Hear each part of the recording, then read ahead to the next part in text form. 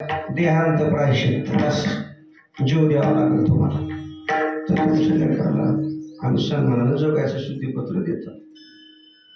काय म्हणू त्या बापाला महाराज, माझ्या मरण्यानं जर माझे लेकर आनंदानं जर आनंदीत फिरत असतील, फिरते त्याला जर सन्मानानं लोक वागवित असतील, मी मरायला तयार आहे. पत्र हातात घेतलं, आळंदीला आले. रुक्मिणीला सांगितलं, रुक्मिणी स्वयंपाक कर. सांगा की काय म्हणले लोक, काय म्हणले ते पैठणचे विद्यार्थी, सांगा ना. न्यायपीठ काय म्हणलं तुम्हाला, दिला का न्याय आपल्याला? दिला का रुक्मिणी? पण आज जरा गोड थोड जेवायला कर. काय दिले सांगा तर की. रुक्मिणीला बाजूला घेऊन सांगितलं, रुक्मिणी त्या धर्म मार्कंडानं सांगितले, माझ्या लेकराला सोन्याचा आनंदाचा घास जर आनंदीत खाऊ वाटत असेल, खाऊ द्यायचा असेल, ध्यान ते प्रायश्चित्त करा असं सांगितले. रुक्मिणी मी जाणार आहे. एकदा डोळ्याच्या देखत त्या लेकरानं चांगलं खायला बघा, बापाची एवढीच समाधान आहे ग. तू आज स्वयंपाक चांगला कर, बस निघाला होता. आज मला जायचंय. रुक्मिणी म्हणू लागली, कसं जाता? हे लेकराला कोण आहे, कोण आधार कशाच आहे? तुम्ही गेल्यानंतर म्हणले, नाही नाही, मी गेल्यावर्ष लेकराचं कल्याण, माझ्या मरण्यात जर ह्याचं कल्याण असलं मरत म्हणून ठरलं. स्वयंपाक केला. करीत करीत स्वयंपाकात रुक्मिणी म्हणायची, हो का मी बी तुमच्या बरोबर येते बरं का, मी बी तुमच्या बरोबर येते, मी मागं राहणार नाही. म्हणजे लेकराला राहू दे, पंख एका तरी राहावं. दोन्ही पंखाला लेकरं उडे करण्यापेक्षा एका पंखाखाली सुरक्षित राहते. रुक्मिणी थांबतो. नाही नाही, मी थांबणार नाही, मी तुमच्या बरोबर येणार. सुंदर स्वयंपाक केला. ज्ञानोबराला जेव घातलं. मुक्ताच्या तोंडात चुमुकले बारकाले घास करून घालायचे. निवृत्तीनाथाच्या समोर बसायचं, त्याला एक घास खाऊ घालायचा. बाप आहे की हो. महाराज म्हणले, जेवी बापाची आवड मुखी घालून पूर्वी गोड. बापाची आवड आहे की मुखात मुख घालायचं, घास तोंडात घालायचं आणि डोळ्यामध्ये पाणी असं. निवृत्तीनाथ म्हणून, बाबा कारण आलो तुम्ही? काही नाही रे निवृत्ती, तुम्ही लेकर आपल्या आपल्या हाताने किती छोट्या छोट्या हाताने जेवण करायला, आज म्हणजे लेकर मोठे झाले असा आनंद वाटायला म्हणून मला डोळ्यात पाणी आलं, पुसले डोळे. रात्री निवृत्तीनाथाला ज्ञानेश्वर महाराजाला झोपी घातलं. मुक्ता तर रुक्मिणीच्या जवळच होती. सोपानाच्या खांद्यावर एक हात टाकला. झोप लागेपर्यंत झोपले. 12च्या पूर्वी रुक्मिणीचा हात दाबला. उठ म्हणले, लेकर झोपलेत आता. याचे म्हणलीस ना, चल निघाले. रुक्मिणीनं जायचं ते ताटवा लावलेल्या घराला, तिथपर्यंत रुक्मिणी जायची धाड धाड पलीकड, आणि तिथून रुक्मिणी वापस यायची. वापस येऊन मुक्ताचं चट चट त्या मुक्ताबाईची मुखी घ्यायची. एवढी अनाथ लेकरं मी टाकून चाले. सोन्यासारखे माझं लेकरू आहे, त्याचं दूध तुटलं नाही, असलं लेकरू मी टाकून चाले.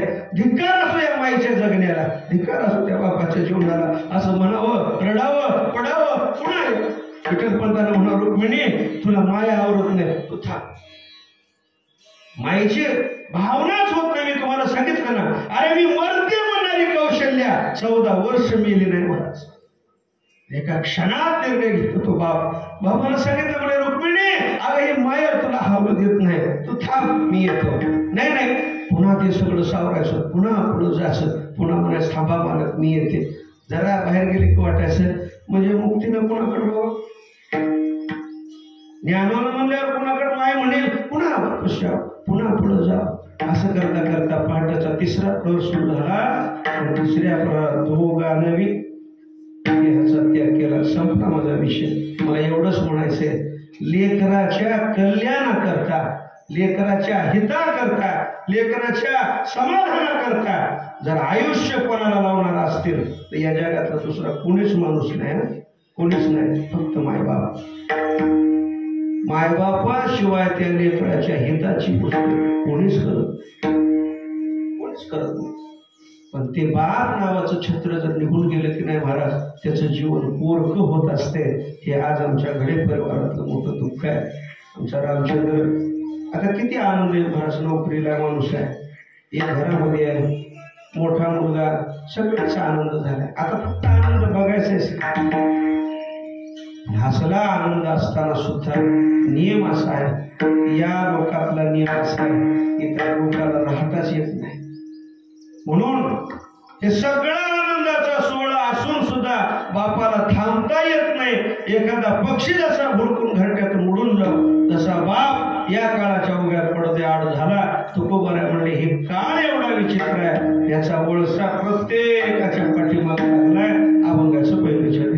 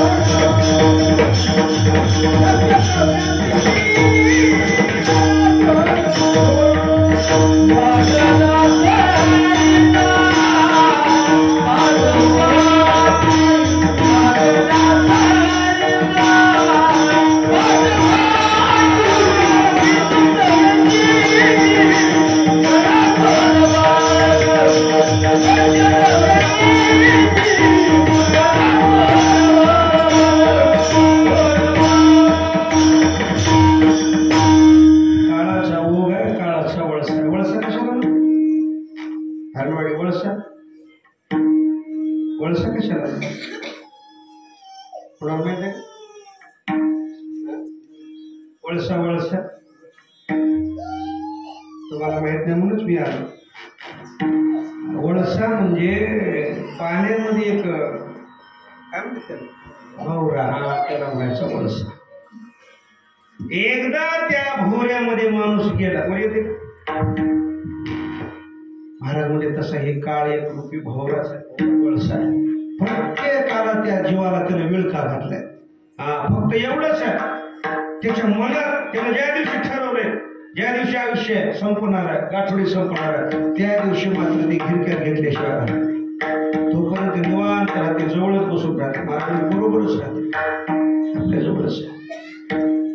काळ टोकून आहे. जसं एखादा वेळ मंदिर बिळ्यामध्ये गेला की नाही, बाहेर येण्याचे जसं मांजर वाट बघते, तसं काळ नावाचा व्यक्ती, काळ पुरुष असा आहे की त्या जीवाचं आयुष्य केव्हा संपत, ते कसं म्हणते बाहेर येईल तेव्हा झडप घालायचे, तसं त्याचं आयुष्य कधी संपत, त्याचं आयुष्य कधी संपत, किती शिल्लक राहिले, किती शिल्लक राहिले, असा टपवून बसलेला काळ आहे.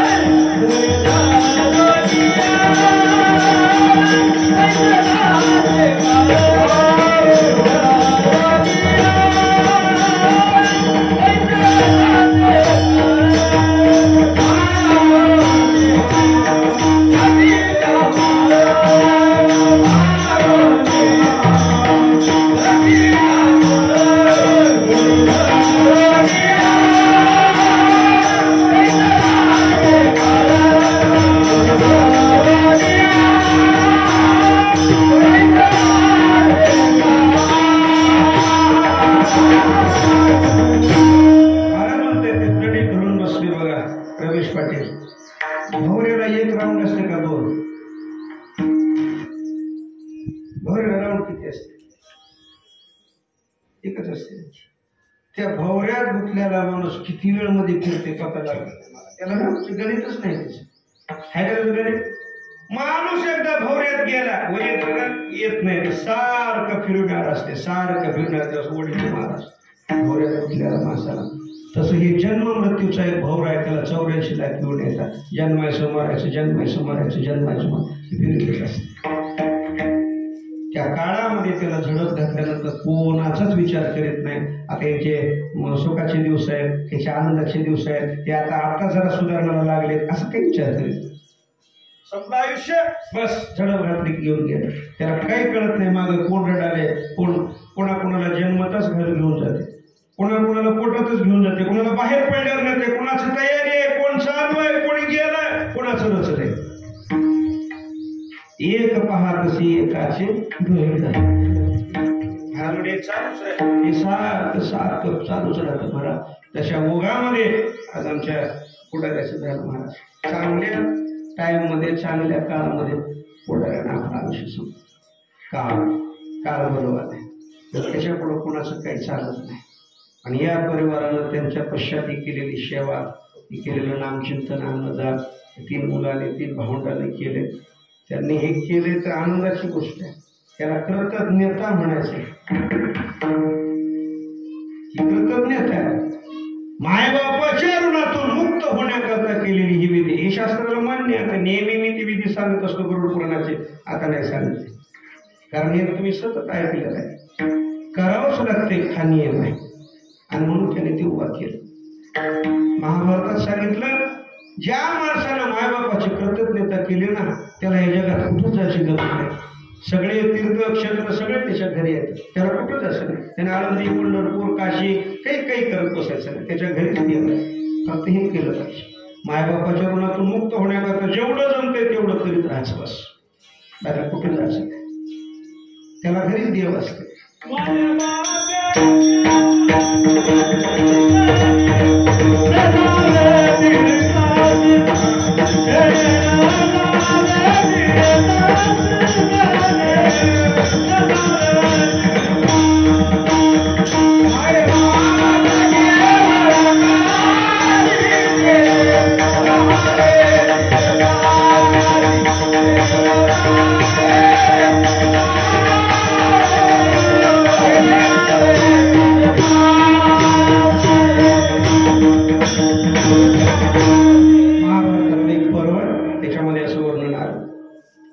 कौशिक नावाचा ब्राह्मण जंगलात होता. तपश्चर्या साधना केली, दिव्य दृष्टी प्राप्त झाली. त्याची नजर पडली एखाद्या वेळेला क्रोधानं अग्नी निर्माण व्हायचा. ते असं ध्यान लावून बसलं होतं. त्याच्या अंगावर एका पक्षानं घाण केली, पडली इथं खांद्यावर. अरे पडल्या पडल्या त्याला एवढा क्रोध आला. मी एवढा तपस्वी माणूस, एवढा साधू मोठा, आणि त्यानं माझ्या अंगावर घाण केले. वर बघितलं, जळून खाक झाली पक्षी. बगळी होती जळाली. त्याला असं वाटलं आपल्या तपाचं बळ वाढले. आता नुसतं बघितलं तर बगळी जळून गेले, आता मी मोठा बनलो. आणि म्हणून ते गावात आलं. एका दारात त्याने भिक्षा मागितली. भिक्षा मागितल्यावर ती बाई घरातून बाहेर आलीच नाही. ती बाईची सेवामध्ये होती. त्यानं 2दा हाक मारली. त्याला असं वाटलं, ह्या बाईला मी 2दा आवाज दिलाय भिक्षेचा, बाई येत नाही. मग त्यानं काय, बाईची येईपर्यंत वाट बघितली. बाई पुन्हा भिक्षा घेऊन आली महाराज. 10-15 मिनिटाला आली, उशिरा. बाई भिक्षा घेऊन आल्याबरोबर ह्यानं भिक्षा घेण्याकडे नाही लक्षाचं, ह्यानं तिच्याकडे डोळे वाचून बघून. त्याला वाटलं हिला जळून भस्म करा, असं म्हणून मोठ्या डोळे, असे डोळे मोठे मोठे केले, बघू लागले.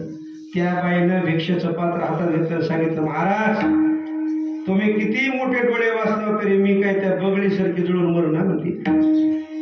मला का बगळी समजा नको. हे म्हणलं, ही जंगलात घडलेली गोष्ट ह्या बाईला कशी कळाली? तुला कसं माहित झालं की मी बगळीला जाळून आलो, ते भस्म करून आलो, तिच्याकडे बघितल्यावर ती जळून गेली? तुला कसं कळालं? ती म्हणजे मला सांगायची गरज नाही, मला बसल्या बसल्या कळते. समुद्रा पलीकडील देखी, स्वर्गीचा आलोची ऐके. स्वर्गातलं काय चाललंय ते मला इथं ऐकू येते, आणि समुद्राच्या पलीकडे काय झालं इथं बसून. बर कसं दिसलं सांग बरं? ते म्हणले, आता जाऊ द्या, माझं काय व्हायचं ते तुम्ही असं करा म्हणले. त्या दुकानदाराला जाऊन विचारा. तिथे गेले. ती बिचारा महाराज त्यानं बी त्याची सेवा चालू होती. तिथे जाऊन 2-4 हाका मारल्या, ओ बाहेर या बाहेर या. ती बाहेर येणार. ते मला एका हाकाला यायला पाहिजे, एवढा मोठा माणूस मी. 2-4 हाका मारून माणूस येत नाही. उशीर बाहेर आलं. आल्याबरोबर त्याला त्याच्याकडे बघितलं. ते म्हणला, हो का मी काही जंगलातल्या बगडीसारखा माणूस नाही, केवढे डोळे वाचला तर काही मारायसारखा नाही. म्हणा अरे माझं आयुष्य भरपूर आहे. ते म्हणा तुला कसं माहिती झालं, त्या बाईला काय फोन केला का काय? ते मला फोन करायची गरज नाही. आणि 2 गोष्टी सांगण्याकरता मी तू माझ्याकडे पाठवल्या हरकत नाही. बस सांगतो तुला, मला सांगायला लागत नाही. म्हणजे मग कोणती रिद्धी शेती म्हणजे काहीच माहित नाही. कुठल्या देवाची उपासना, कोण्या देवाची उपासना करीत नाही. कोण्या देवाला मी माझ्या जवळ घेतलं नाही, कोण्या देवाची पूजा केली नाही. मग मला तुला कळालं कसं? त्याचं कारण सांगतो म्हणलं. बस. आणि घरात नेलं. एका पाळण्यात तिची आई होती आणि दुसऱ्या पाळण्यात त्याचा बाप होता. आणि दोघाच्या दोऱ्या धरून ती हलवीत होतं. आणि मग त्याला झोपी लागल्यावर हे बाहेर आलं होतं. ते म्हणा तू जेव्हा हाक मारलास तेव्हा हे जागे होते, याची सेवा करू लागलो. जेवण झालं होतं. वाघ पक्षीला पडले असताना ते पाळण्याच्या दोऱ्या हातात होत्या. आणि म्हणून ती सेवा झाल्याशिवाय तुझ्याकडे आलो नाही. रात्र दिवस की हीच विठ्ठल आणि हीच रुक्माई. देव बापच माझा देव. तुका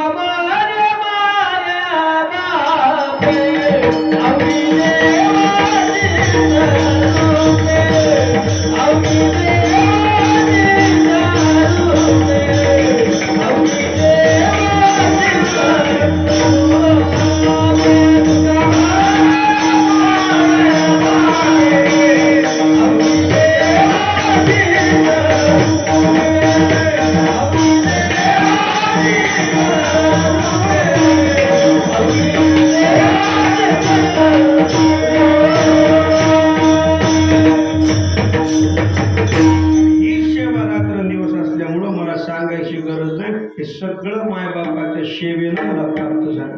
ते म्हणतात तुम्ही मायबापाची सेवा केला म्हणून तुम्हाला कळालं. त्या बाईला कसं कळालं? ते मला ती बाई तिच्या मालकाची रात्रंदिवस सेवा करते. पती म्हणून नाही, देव म्हणून. पातिव्रत्य पद तिच्याकडे असल्यामुळे तिला कळते की तिच्या जीवनातली कर्तव्यता आहे. आणि मायबापाची सेवा करणे माझ्या जीवनातली कर्तव्य नाही. आम्हाला देव करण्याची गरज. म्हणजे मायबाप आहे त्याला अजिबात कोण्या देवाची चिंता करायची नाही. घरी मायबाप उपाशी मरते, त्याला भाकर मिळत नाही. आणि तीर्थयात्रेला जाऊन पंक्ती देते. काय होतं विठाला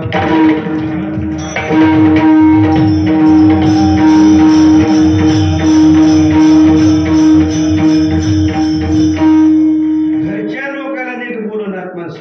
आणि कीर्तनामध्ये रडू सांगत येत, बोलत येत, भगवतात सांगतेत, कथेत सांगत येत. एक माणूस रामायण सांगू लागला. कितीतरी रामाचं वर्णन, कितीतरी त्या रामाची कथा सांगता सांगता भावाचं वर्णन. त्याची माय बसली होती ती काय काय लेख सांगायला रामकथा. माय बसल्या खाली. आणि ती माय म्हणजे ह्याचं काय खरं नाही, उगं बोलत आहे, असंच करते, चुचक्या बोलतात. तिथे बाईला म्हणलं मावशी ते किती रामायण सांगायला म्हणलं.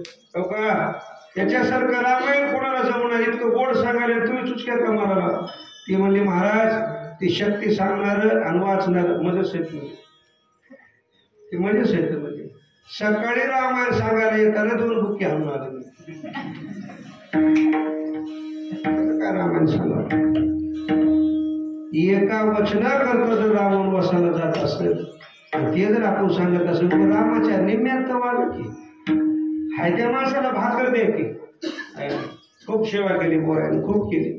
नेलं दवाखान्यात केला, कुठाने केले, सगळे केले. आता आयुष्य संपल्यावर मला काळ असा उगाय चला त्याच्यावर कुणालाच राहता येत नाही. केलं ना त्याने करायचं तेवढं बस. आता दुसरी एक एवढी सूचना आहे. वडिलाचं छत्र हलू द्या पण माईच्या छत्रात दोन्ही येते. म्हणत असो नेहमी एखाद्याला बाप गेला तरी लेकरू उघडं पडत नाही, आई गेल्यावर मात्र जास्त उघडं पडत असते. कधी कधी माय बापाची बी भूमिका निभवत असते, आईची तर करतेच करते. त्याच्यामुळे आई नावाचं छत्र तुमचं आणखी आहे, तिला सांभाळा. कसं असते एकदा दोघाची ताटा ज्याच्या 2 वर्ष 50 वर्ष संसार करत त्याच्या ताटातून झाली की नाही महाराज त्याच्या जीवनाला आधार नसते महाराज. जसं एखादा वेल असते त्याला काडीचा आधार असते तसं स्त्रीच्या जीवनामध्ये कोणाचा तरी आधारच लागत असते. बस आमच्या बहीणबाई पावरोबाईला तुम्ही सांभाळा, त्याला आठवण होऊ देऊ नका, दादाशी कडू देऊ नका, त्याला मात्र जीवा जाताना सांभाळा बाबा. गेले त्याला तुम्ही काही आणू शकत नाही, येणार नाही वापस, पण हाय त्या झाडाला सांभाळा एवढी सूचना करतो. थोडा अंगाकडे वळतो. विठ्ठल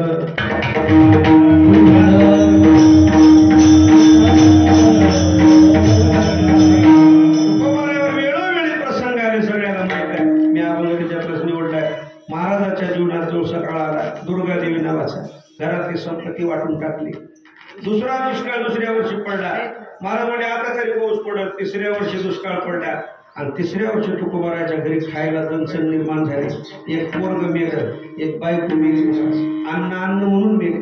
महाराज म्हणू लागले, कोणीतरी द्यायला तुमच्या घरातलं देऊ नका, मी जे तुम्हाला दिले 2 वर्षामध्ये जे वाटले त्याच्यातलाच मला थोडासा भाग द्या, माझ्या घराचे लेकर मला द्या. कोणीच दिलं नाही, कोणीच दिलं नाही. म्हणून आलं नाही मग तुकोबाराकडे. आणि त्यावेळेला तुकोबारा म्हणले, हे सुद्धा काळच आहे. किती काळ बलवान असते ते काळच ठरवत असतो महाराज. काळ म्हणजे मृत्यूलाच काळ समजू नका. कुठल्याही गोष्टीला माणूस वेळ ठरवतो ना, काळच ठरवते की काळच. महाराज आमचा जुनी माणसं बसल्या म्हणतात की नाही, आमचा काळ कसा होता म्हणतात की असं म्हणतात. आताच्या माणसं आताचा काळ, मागचा काळ, हे काळच आहे. काळानं सगळ्या लोकांना ग्रासून टाकले. तुकोबारा म्हणले, हे एवढा वळसा, इतका विळखा घातला काळानं, सगळे काळाच्या झपाट्यामध्ये आहे. त्याच्यातून मुक्त मात्र कुणाला होता येत नाही. महाराज म्हणले, ह्यांना पाठोपाठच लागले माणसं, सगळ्याच्या मागे उपास आहे. मग या काळातून मुक्त होण्याकरता काय करायला पाहिजे तुकोबारा? महाराज म्हणले, काहीच नाही. जोपर्यंत काळ तुमच्यावर घालणार आहे, काळाच्या सपाट्या जोपर्यंत तुम्ही, तोपर्यंत तुम्हाला जन्म मृत्यू चुकवता येत नाही. आणि जोपर्यंत जन्म मृत्यू चुकत नाही तोपर्यंत काळाचा सपाटा सुटत. उपाय काय सांगा की? महाराजांना उपाय सांगितलं. हे जर सोडायचे का, मी एक गोष्ट करा, अभंगाचं दुसरं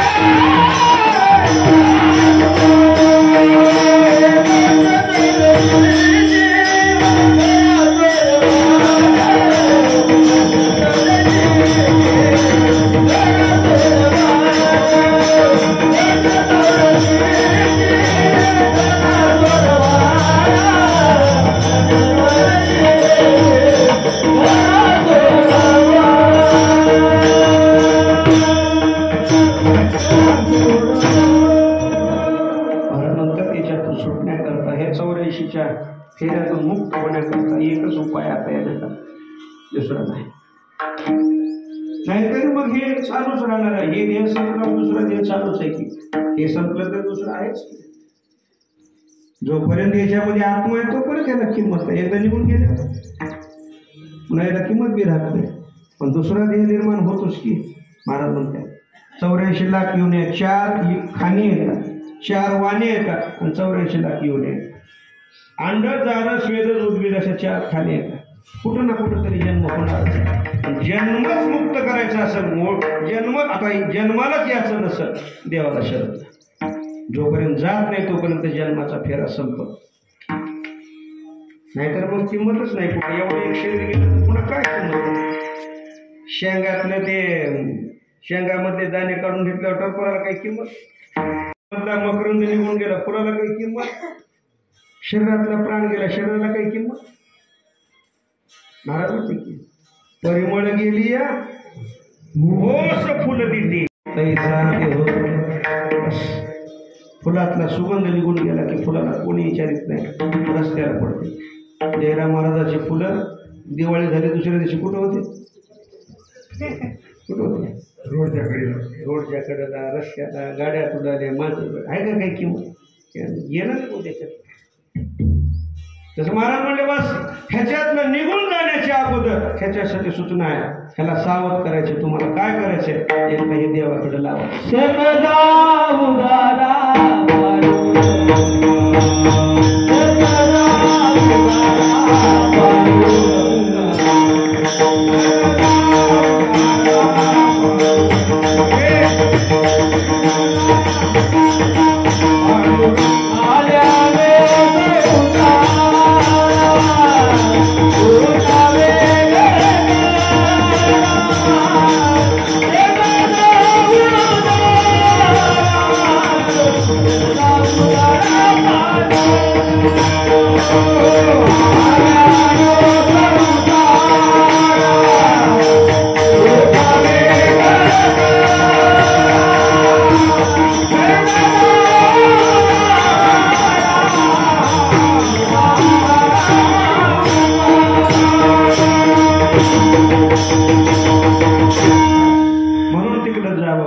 नाहीतरी जन्माला आलं की मरण आहेच. महाराज म्हणले मरते उपजते सवे शेते.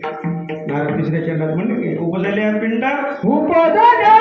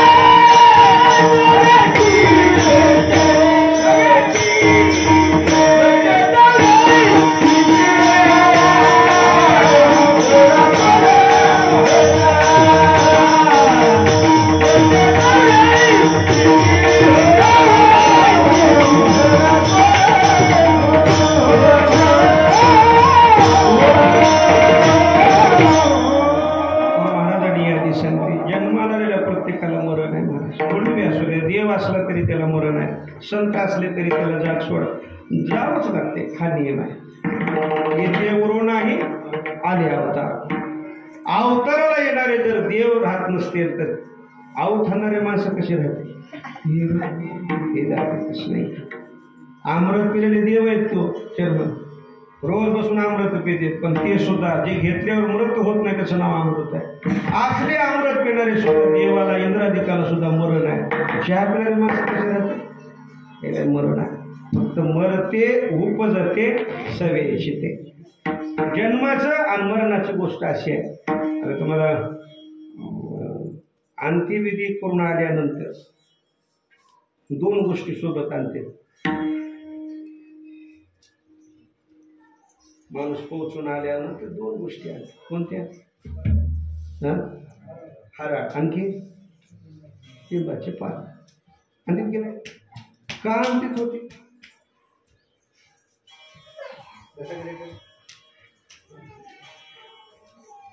का आणतात? बरोबर आहे. हा चांगली संगती लावली की हराळीला मरण नाही, लिंबाचं मला काही माहित नाही. विठाल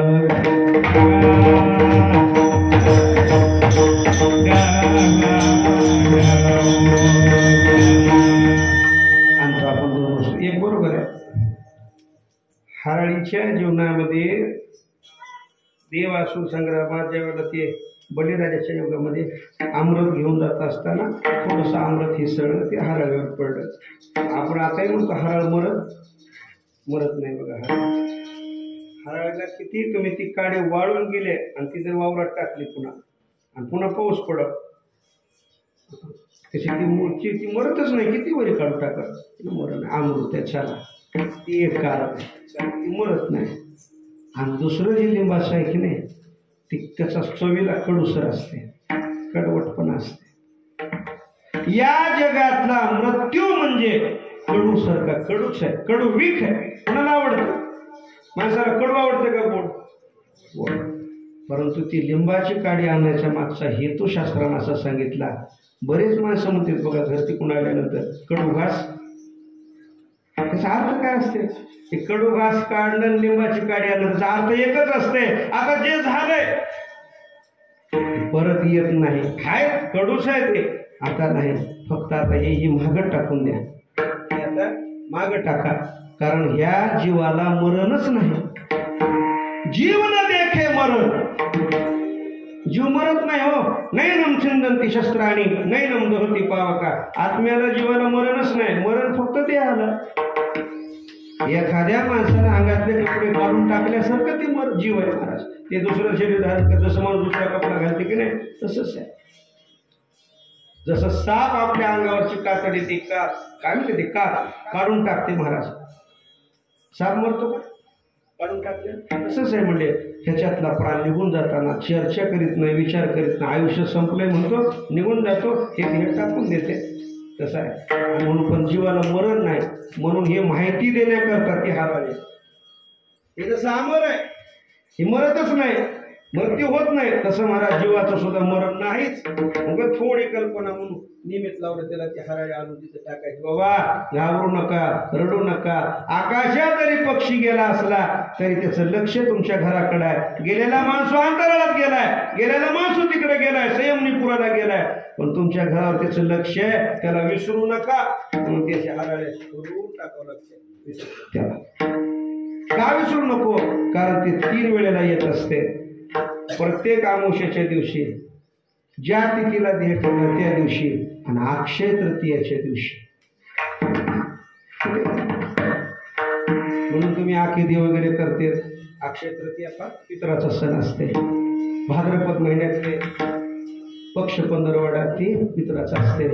आणि आपण ज्या तिथीला त्याचं शरीर गेलंय, टाकलंय शरीर, त्या दिवशी मात्र ती जीव वाट बघत असते. 3 दिवस महत्वाचे असते आणि म्हणून त्या 3 दिवसाला किंमत असते. आजचा दिवस तेवढाच महत्वाचा. आज पाठवणे आहे, बोलवं नाही. आज दीनानाथ घडेचे आज बोलवं नाही. संपला कारभार इथला, सगळं संपलं. आता मात्र पाठवणी कुठली आहे? तर आता इथून 16 गावला प्रवास करायचा आहे. सौरम सौरीपुरम नगेंद्र भवनम विचित्र शैलागमो. म्हणजे आता इथून 16 गावचा प्रवास वर्षभर करायचा आहे. आणि वर्षाच्या बाद एक ठिकाण लागत असतं, त्याला म्हणतात यमपुरी, संयमनीपूर. चित्रगुप्ताच्या नगरीला हजर करते. आणि मग त्या दिवशी दुसऱ्या दिवशीचा ते दिवस येतो ना, त्याला म्हणायचं वर्षश्राद्ध. आता या तिघांना 2 गोष्टी विसरायच्या नाही. एक तर वडिलांना तर विसरत तर नाहीतच हो, पण त्याची तिथी विसरायची नाही. ती तिथी त्यांच्या जीवनातली फार महत्वाची आहे. पुरुषाशी पर्व काळ जन्मात जोडे माता पित्याचा अंतकाळ धर्माची वेळ ही अति पवित्र झाली आपली सेवा. महाराज म्हणते त्याच्या जीवनातली महत्वाची वेळ पवित्र दिवस पर्व काळ तो आहे. आणि विशेष सांगतो आता, काल मला कल्पना मिळाली होती तरी मी आणखी सांगतो. त्यांची समाधी केली. समाधी केली म्हणजे आता बंधनाची वार ते समाधीचं नेहमी घडलं पाहिजे, घडावं. नाही घडलं तर त्याचे परिणाम गरुड पुराण सांगतात.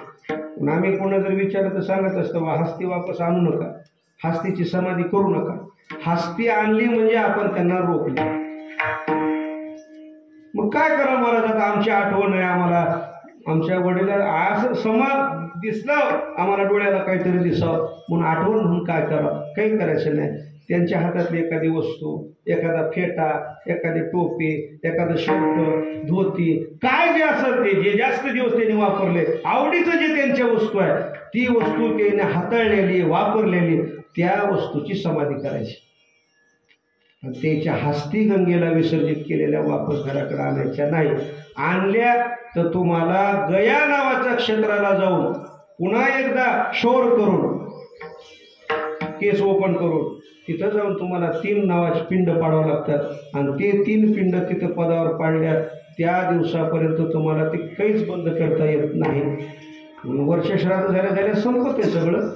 आपण समाधी बांधली म्हणजे बंद राहत. मग त्याला ती अमावस्या असते, सोमवार असतो, त्या वेळेला त्याला पाणी घालावं लागते. ही विधी होते, करता येते, घराजवळ आहे, काय अडचण नाही. पण इथून पुढं फक्त ते हस्ती वगैरे काही आणत जाऊ नका, तिथेच विसर्जित करून टाकायचे. ते दगड वगैरे ते दसवीच्या दिवशी दशेची या पिंडाशी महाराजांच्या दिवशी सगळं करून टाकायचं, इकडं आणायचं नाही. असो चला. आणि म्हणून ती समाधी ती सेवा तुमच्या जीवनात घडावं. आता हे आपल्या हातची गोष्ट नाहीच, गेलेली म्हणून आता, परंतु त्यांच्या पश्चात पावला पावला जर स्मरण होत असलं तर ही महाराज म्हणजे गाडग्याची माळच आहे, ती येणं फुटणं जन्मणं चालूच राहते. तसंच आहे ते. तसं आता हे त्याच्याविषयी खंत करत बसू नका. आता चिंता करायची ना. आता फक्त कारण गेलेला माणूस येताना काही घेऊन आला नाही, जाताना येथे राहायला बी कोणी आलं नाही. येथे राहण्याचे नाही कल्पकोटी, कोणी राहणार नाही, राहायला कोणीच आलं नाही. आज दादा गेले, उद्या आपल्याला जायचं. मग आता काय करायचं, जायचं तर सगळ्यालाच आहे, सगळ्यालाच जायचं आहे. फक्त महाराज म्हणले त्याचं मरण जवळ येण्याच्या अगोदर थोडं विचारानं वागायचं, सावधानं वागायचं. मरणाधी सावध व्हावे, कीर्ती करोनी पुरावे, काहीतरी करून मागं ठेवून शिल्लक मरतो का म्हणे एका मरणची सरे उत्तमाची वरे कीर्ती मागे. असं काही मागचं शेवटक ठेवून मरायचे. पण मला दुसरी एक महत्त्वाची गोष्ट सांगायची आहे, ती म्हणजे आपली राहिलेली पाठीमागं जी आई आहे त्या आईला मी पुन्हा पुन्हा सांगतो, आता त्यांना सांभाळा. कारण सगळ्यात मोठा जर धक्का कोणाचा असेल तर जोड फुटल्यावर असते बघा. कोणी बी असू द्या, मालकाचा आधी जाणं असू द्या का मालकिनीचा आधी जाणं असू द्या, राहिलेल्या माणसाचा त्रास असतो. आणखी एक सांगतो, एखाद्या वेळेला आई निघून गेली, वडील मागं राहिले, वडिला एवढी फजिती दुसरी कोणाशी होत नाही. बऱ्याच बाया म्हणतात महाराज आम्हाला आहेवाचं मरण यावं. मी म्हणतो तुझ्या जीवनात नरक ओढून घ्यायलीस तू, पापच आहे ते. कारण तुला आयवाचं मरण आलं, तू जर वर गेलीस तर महागडलं राहिलेलं जे खोड राहिले की नाही, महाग जे आपला जोडीदार राहिलं की नाही, त्याचे एवढे हाल होते महाराज, एवढे हाल होते त्याचे. पावला त्याचा रडावं लागते. त्याला भाकरीसाठी म्हणा, सगळ्या गोष्टीसाठी. बाई माणूस महाग राहू द्या, खरडत का होईना, बसून का होईना, पण स्वतःला भाकर करून खाते हो महाराज, खाते बघा. त्याच्यात अगोदर जाणं चांगलं नाही असं मला वाटते. बरं काही माझं शास्त्र आहे, त्याच्यानंतर गेलं चांगलं. परंतु आता काय हरकत नाही, हे सोयीचं झाले. आता आई आहे, पण आईला मात्र जीवा जाताना सांभाळावं अशी अपेक्षा करतो. याच ठिकाणी थांबतो. अभंगाचा हवा इथेच ठेवतो. चिंतन सेवा पूर्ण करतो. साधन करतो. Dnyaneshwar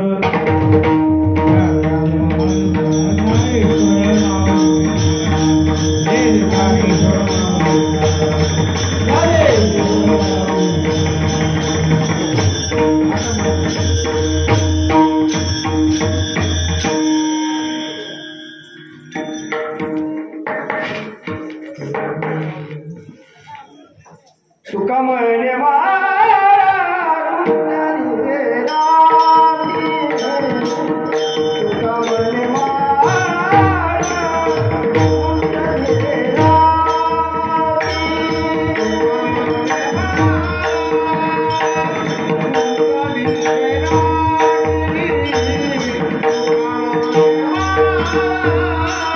Thank you.